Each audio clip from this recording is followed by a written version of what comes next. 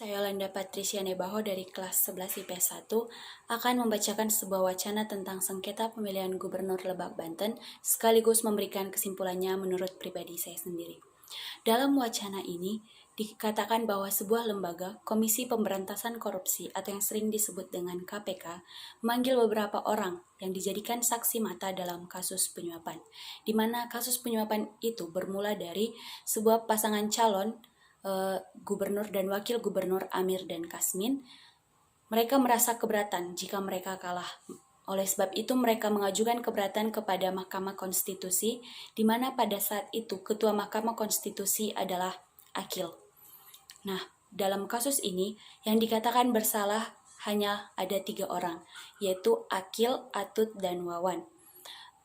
Dalam wacana ini ada beberapa opini tentang kasus ini, di mana mengapa Amir dan Kasmin tidak dinyatakan bersalah dalam kasus ini, padahal mereka yang mengajukan keberatan dan mereka yang dapat diduga ataupun divonis bersalah dalam kasus ini.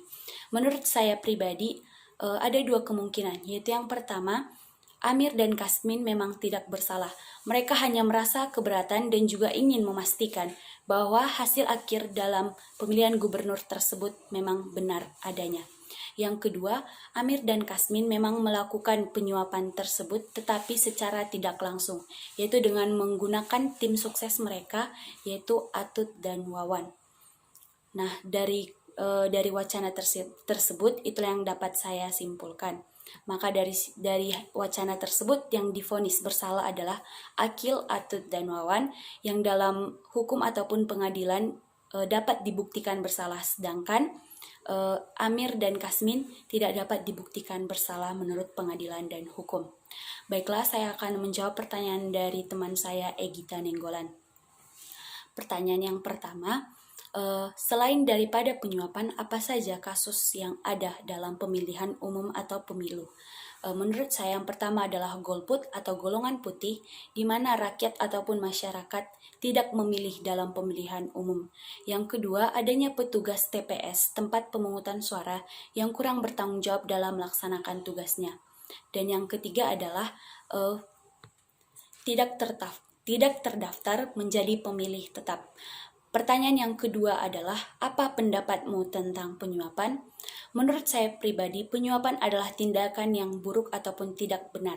Karena pendapat saya tentang penyuapan tersebut adalah di mana orang yang benar dapat disalahkan dan orang yang salah dapat dibenarkan. Karena kasus penyuapan itu bisa saja mempengaruhi orang tersebut untuk melakukan kesalahan. Karena dari awal penyuapan ini dapat menghancurkan negara kita, yaitu Negara Kesatuan Republik Indonesia, di mana para pejabat-pejabat tinggi negara kita melakukan penyuapan yang tentunya adalah tindakan yang tidak dapat dipuji dan juga tindakan yang tidak baik.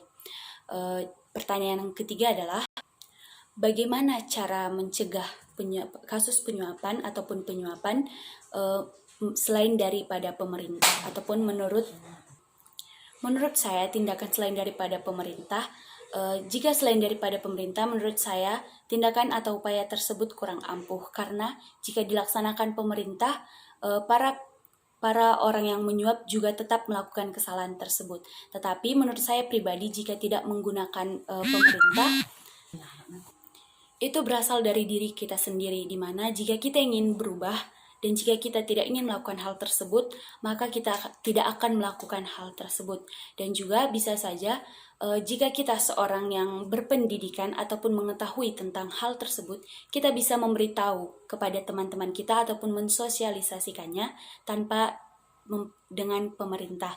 Jadi kita dapat memberitahu kepada teman-teman kita bahwa kasus tersebut ataupun tindakan tersebut adalah tindakan yang tidak baik.